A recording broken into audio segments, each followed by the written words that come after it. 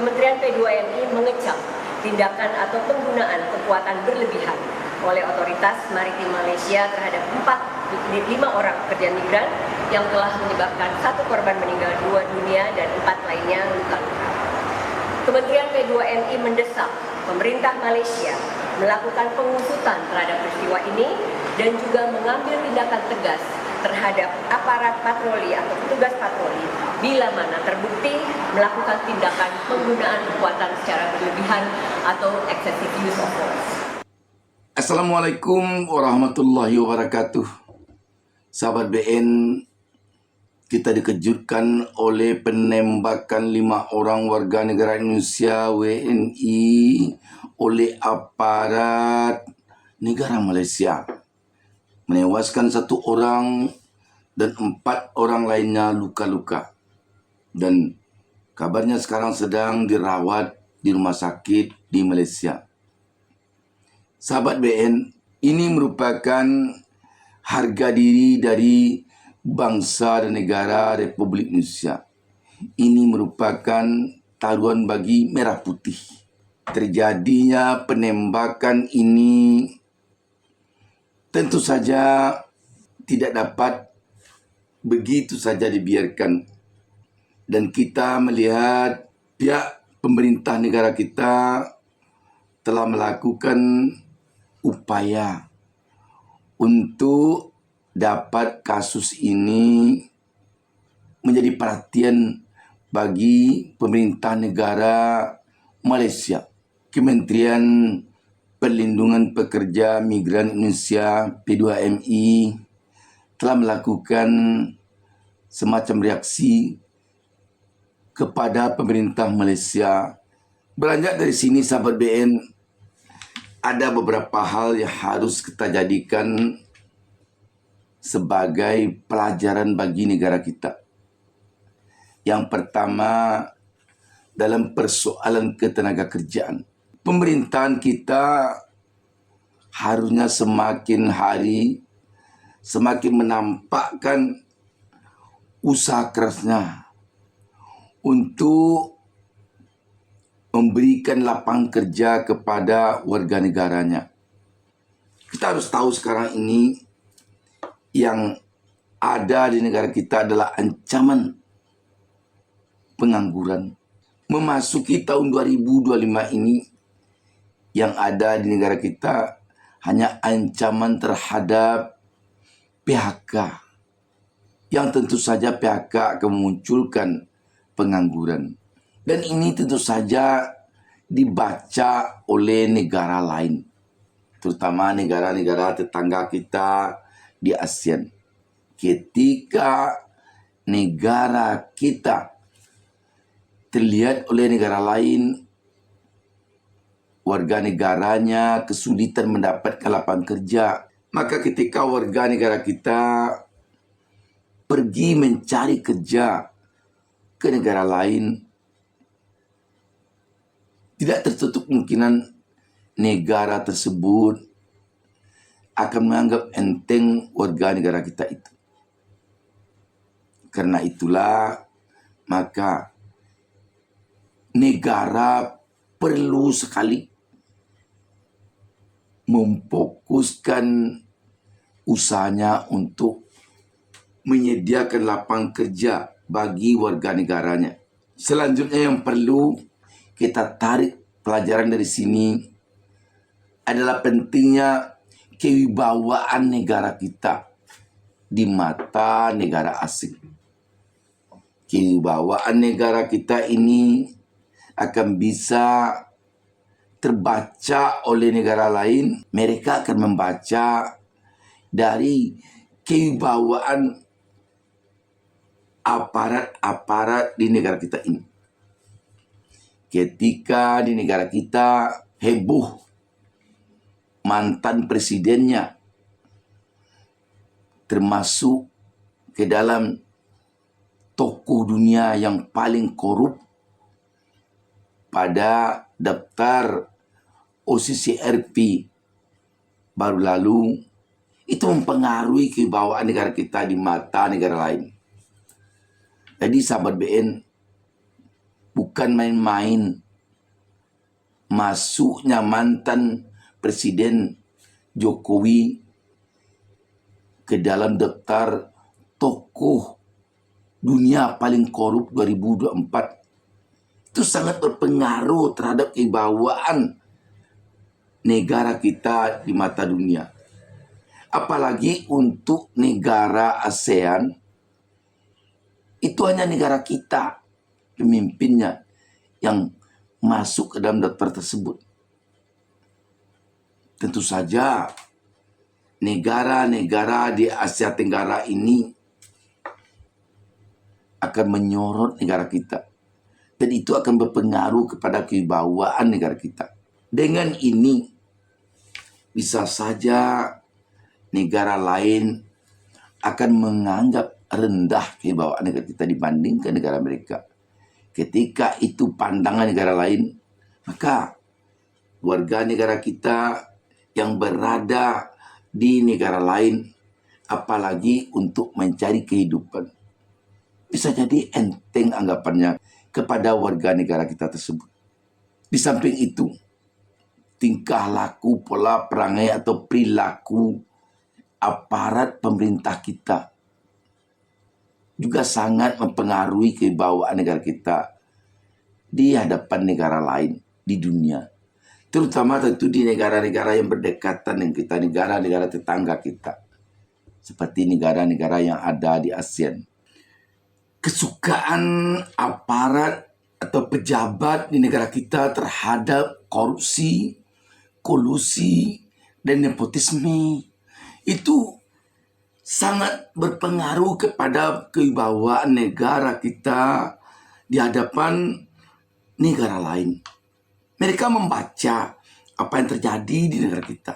Meskipun kita selalu menyebutnya apabila itu terjadi oknum-oknum. Dan harus kita akui, sampai sekarang korupsi, kolusi, dan nepotisme itu masih bersahabat dengan aparat atau pejabat di negara kita. Hukum kita yang masih amburadul akan sangat mempengaruhi kewibawaan negara kita di hadapan negara lain. Hukum yang tebang pilih, hukum yang tumpul ke atas tajam ke bawah, hukum yang membeda-bedakan warga negaranya, hukum yang hanya untuk lawan dan tidak untuk kawan. Semua ini akan mempengaruhi kewibawaan negara kita di hadapan negara lain. Karena itu, penegakan hukum dalam kasus pagar laut di perairan pesisir pantai utara Banten yang sangat heboh di Indonesia dan di dunia sekarang ini adalah taruhan bagi bangsa ini di dalam menegakkan kewibawaannya di hadapan dunia. Ini taruhan. Kalau saja hukum tidak tegak sesuai dengan yang sebenar-benarnya dalam penanganan kasus pagar laut ini, maka jelas kewibawaan kita di hadapan negara-negara lain di dunia, terutama di ASEAN, akan semakin down, akan semakin runtuh. Di samping itu, penanganan kasus Tom Lembong juga akan berpengaruh kepada kewibawaan negara ini di mata dunia. Jika negara lain membaca bahwa penerapan hukum kepada Tom Lembong lebih kentara nuansa politisnya dibandingkan dengan kemurnian hukumnya. Sahabat BN, kita melihat sekarang ini Presiden Prabowo sedang berupaya mengangkat harga diri bangsa kita, negara kita di dunia. Kita melihat Prabowo sekarang ini sedang berjuang untuk mengangkat martabat bangsa dan negara kita di mata dunia. Harus kita akui, Presiden Prabowo sangat menyadari tampaknya negara kita kurang mendapat kehormatan di negara lain selama ini. Karena itu Prabowo ingin mengangkat sekarang ini. Dan itu tentu tidak bisa hanya Prabowo sendiri. Harus diikuti oleh jajaran di bawahnya. Ketika hanya Prabowo sendiri yang berupaya untuk menegakkan kepala warga negara kita di negara lain, sementara jajaran di bawahnya tidak berpikir ke arah itu, tentu akan sia-sia apa yang dilakukan oleh Prabowo. Dan harus kita akui, kabinet Prabowo yang banyak sekarang ini tidak banyak yang menampakkan ingin berjuang bersama Prabowo untuk menegakkan harga diri bangsa dan negara ini di mata negara lain. Sahabat BN, melihat apa yang terjadi di Malaysia ini, harus kita hendaknya menyadari bahwa apa yang dilakukan Prabowo selama beberapa bulan ini, berkeliling ke negara-negara yang ada di dunia untuk menegakkan harga diri martabat bangsa negara kita, perlu dukungan jajarannya, para menterinya, para pejabat setingkat menterinya. Tetapi yang terjadi harus kita akui, para menteri dan pejabat setingkat menteri dari Prabowo sekarang ini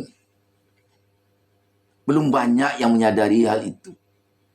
Belum banyak yang menyadari bahwa presidennya sedang berjuang untuk mengangkat harkat dan martabat bangsanya, negaranya di hadapan negara lain. Yang banyak hanya bolak-balik antara Jakarta Solo terhadap 5 orang warga negara kita yang mendapatkan perlakuan sangat tragis dari aparat di Malaysia sekarang ini. Kalaulah ini tidak berhasil ditangani secara baik oleh pemerintah negara kita, maka yang kita takutkan, kejadian yang terjadi di negara Malaysia ini akan berulang di negara Malaysia. Dan bisa jadi kejadian serupa akan dengan mudah terjadinya di negara lain di dunia, terutama di ASEAN.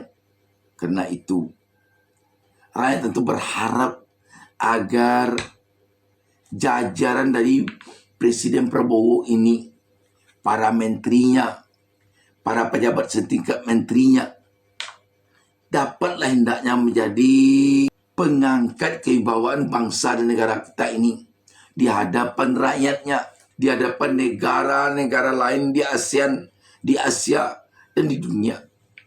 Berilah contoh yang baik oleh jajaran Presiden Prabowo ini kepada rakyat Indonesia dan kepada masyarakat di dunia. Karena kita di negara ini tidak bisa melepaskan diri dari pergaulan dunia. Jangan biarkan hanya Presiden Prabowo saja yang bekerja keras, yang berusaha keras untuk mengangkat harkat dan martabat bangsa dan negara kita ini di hadapan masyarakat dunia.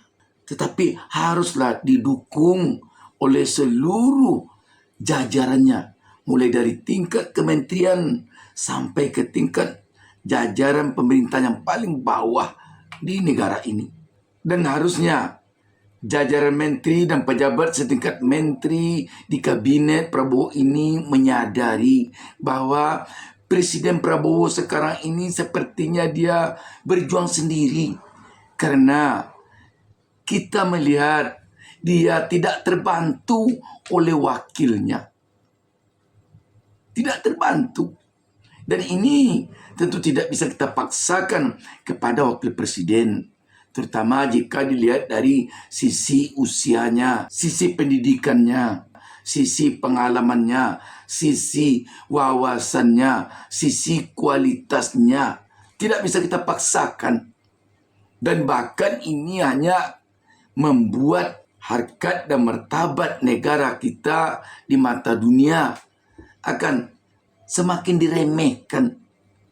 Karena melihat wakil presiden di negara yang penduduknya hampir mencapai 280 juta ini, seperti tidak ada tokoh lain yang lebih representatif dibandingkan dengan wakil presiden sekarang ini.